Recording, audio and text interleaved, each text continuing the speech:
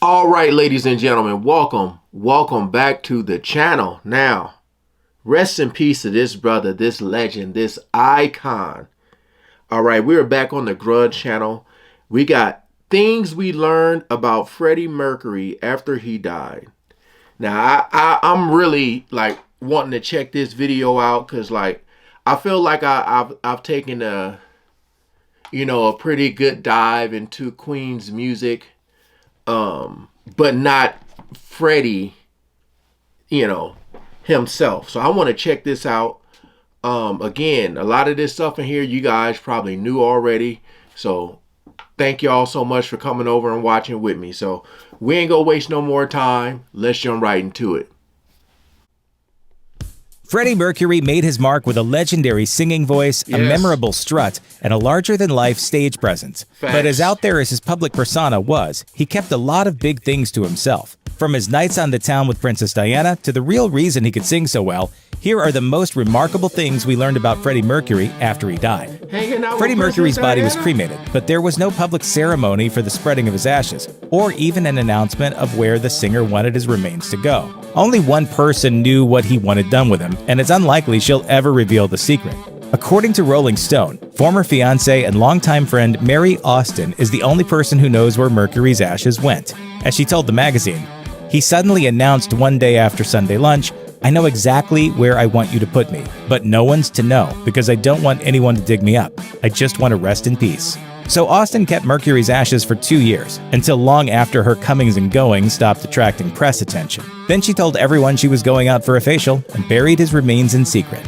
Because fans will be fans, there remains plenty of speculation about where. Hey, shout out to Mary for honoring this brother's wish. Shout out to her. Cause like, do you know,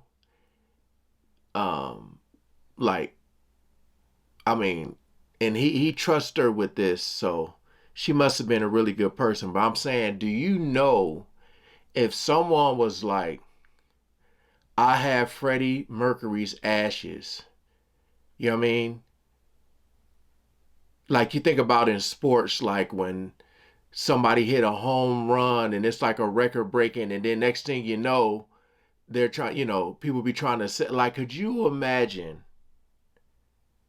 what someone in the wrong hands, what could have happened? So shout out to Mary, man. Exactly Mercury's remains might be. Some think Austin took him all the way to Zanzibar. Though I'm going for a facial would be a weird way to try to cover that up. Others think he's under a tree in his own backyard. All that guessing is unlikely to amount to much, though, because the only person who knows for sure where Mercury's remains went will probably take the secret to her grave. Right, shout out in the to 1980s, her. It wasn't uncommon for people who suspected they might have been exposed to HIV to just not want to know for sure if they had the virus. At the time, HIV was a death sentence. Now, people are encouraged to get tested for the disease and do what they can to avoid passing it to others. But in Mercury's time, much about the virus's nature was unknown. Tests for its presence weren't considered to be accurate, and the outlook for infected people was bleak. It's understandable why someone wouldn't want to face the possibility that they'd contracted it. According to journalist, kind of remind me of when Magic Johnson got it. The world was just like, everybody was just shook because then nobody really knew anything, him having to retire because, a lot of players were like, I don't want to play with him because, a lot of people get cut and stuff. So this kind of reminds me of that. Tim Tiemann, Mercury didn't know he was HIV positive until he began showing advanced symptoms of AIDS. While he might have suspected he carried the disease at some point, he wasn't diagnosed until 1987, after a type of cancer called Kaposi's sarcoma appeared on his shoulder. Longtime partner Jim Hutton said that up until that point, there'd been no real indication that Mercury was ill. Even after his diagnosis, Mercury was never open about his illness, not even to his family. He kept his condition secret from the public until confirming the rumors in a press release the day before he died. Much has been made of Freddie Mercury's incredible singing voice, which allowed him to reach the depths of Somebody to Love and the heights of Under Pressure. His vocal range has been rumored to span 4 octaves, and remained so impressive that in 2016, it inspired a team of scientists to look into its biological source. Mercury professed a belief that his voice's special quality came from his unusual teeth. That's why he never tried to have his overbite corrected, despite being self-conscious about it. Really? But the 2016 study concluded that it wasn't his teeth behind his vocal range, but rather his vestibular folds.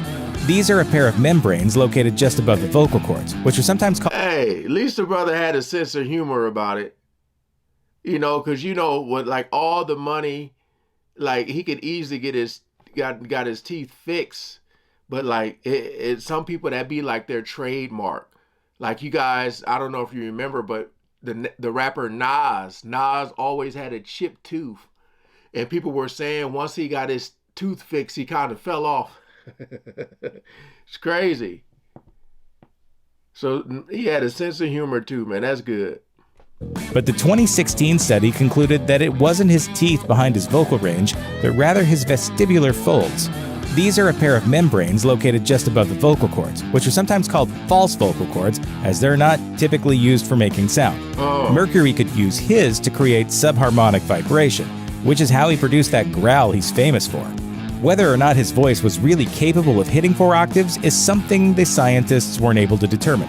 So that aspect of Mercury's talent remains a subject of debate for music fans. Freddie Mercury was able to navigate the line between celebrity and privacy with grace, but for some famous people, being anonymous is almost impossible. Lady Diana Spencer, Princess of Wales, was one of the most notoriously harassed celebrities of her time, and the constant media attention was especially hard on her. According to Rolling Stone, Mercury befriended Diana in the mid-1980s and sympathized with her situation. Along with some friends, he conspired to take her out for a paparazzi-free night on the town. They disguised Di in drag by dressing her in an army jacket, aviator sunglasses, and a leather cap, after which they snuck her into the most raucous gay bar in London. The plot worked flawlessly. The bar patrons were so dazzled by Mercury and his friends that they paid no attention to the princess, who was able to spend the entire evening incognito. Diana was so thrilled with the experience that she told Mercury and his friends that she hoped to do it again. Because Mercury was one of the first celebrity AIDS victims, people are often surprised to hear that he was once engaged to a woman and that she remained very close to him even after he started having relationships exclusively with men. While the Bohemian Rhapsody movie glossed over a lot of things, this aspect was pretty accurate.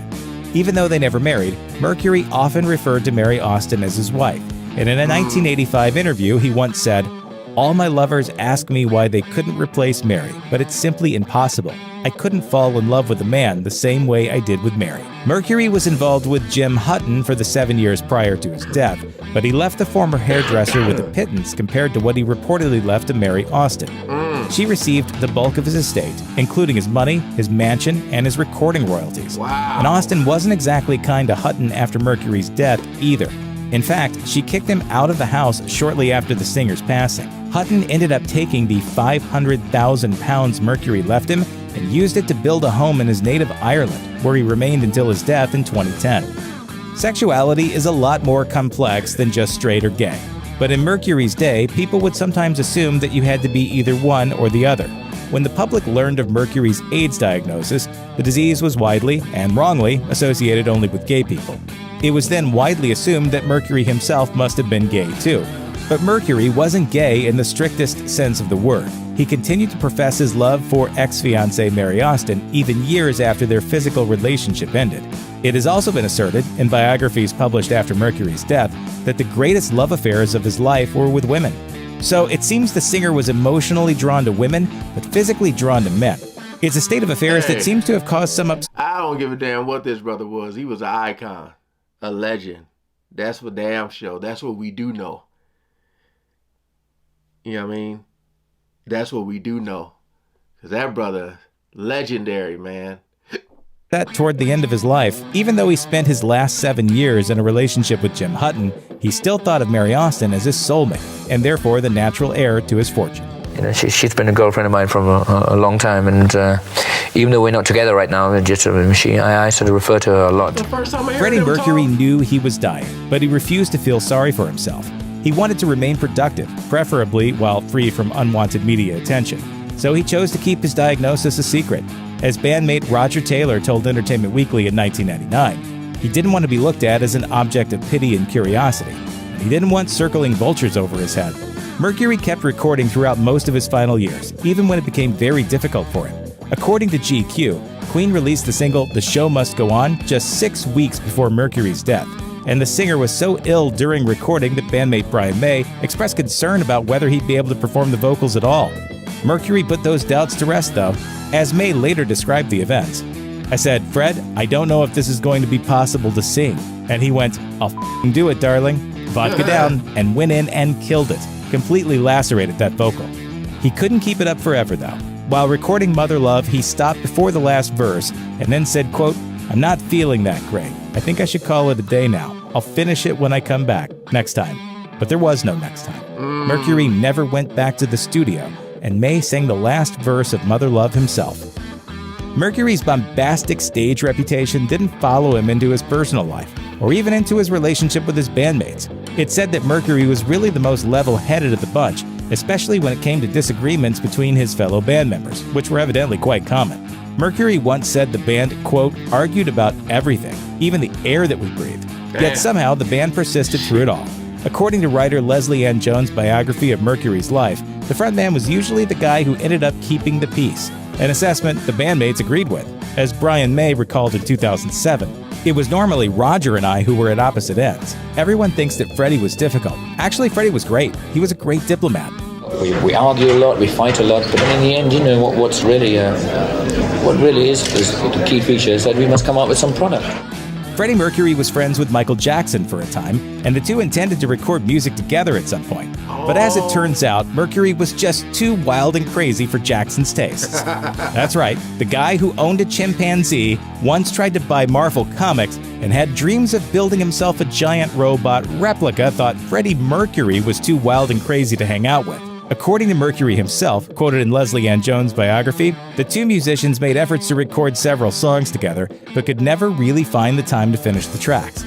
The 3 songs they worked on together, Victory, State of Shock, and There's More to Life Than This, ended up being completed without each other's involvement on their own albums. Ultimately, the two stars had a falling out, supposedly after Jackson took offense to Mercury doing too much cocaine in his living room. I think one of the tracks would have been on the Thriller album if I'd finished it. But I missed out. The HIV virus doesn't kill directly. It attacks the immune system, which makes it possible for secondary infections to move in. That's what makes AIDS such an insidious illness. It's not a single disease, but rather a lot of diseases. And the symptoms patients end up showing are all specific to the viruses, bacteria, fungal organisms, and other microbes that the individual patient is exposed to. Kaposi's sarcoma, which was Freddie Mercury's first symptom, is a cancer caused by the human herpes virus 8, which wouldn't cause symptoms in a person who has a healthy immune system. As the symptoms of AIDS progressed throughout his body, Mercury developed other horrifying complications. In 2017, guitarist Brian May told the Sunday Times Magazine that one of Mercury's ugliest symptoms was in his foot. As May told the publication, tragically, there was very little left of it. Once he showed it to us at dinner, and he said, "Oh, Brian, I'm sorry I've upset you by showing you that." Ultimately, the singer was killed by pneumonia brought on by complications from AIDS, a relatively common end for an exceptionally uncommon person. Check out our newest videos right here. Plus, Man, that was a lot of information. But what I got from it all is Mary was a wonderful person. Shout out to her. Is she still alive? Wow. Because, you know, like I said, if his ashes got into the wrong hands, you know how people can be. But this was a lot of information. Like I said, if you guys knew all this stuff and you're watching, thank y'all so much for, coming over watching this with me. I just felt like I wanted to see this because, I mean, it's Freddie Mercury, man. You know, rest in peace. Like I said, I think I've listened to a lot of their music, but this was some stuff I wanted to know. Love these videos, man. But hey, appreciate you guys coming over. I hope you guys enjoyed. If so, go ahead, like, share, and subscribe. Peace out.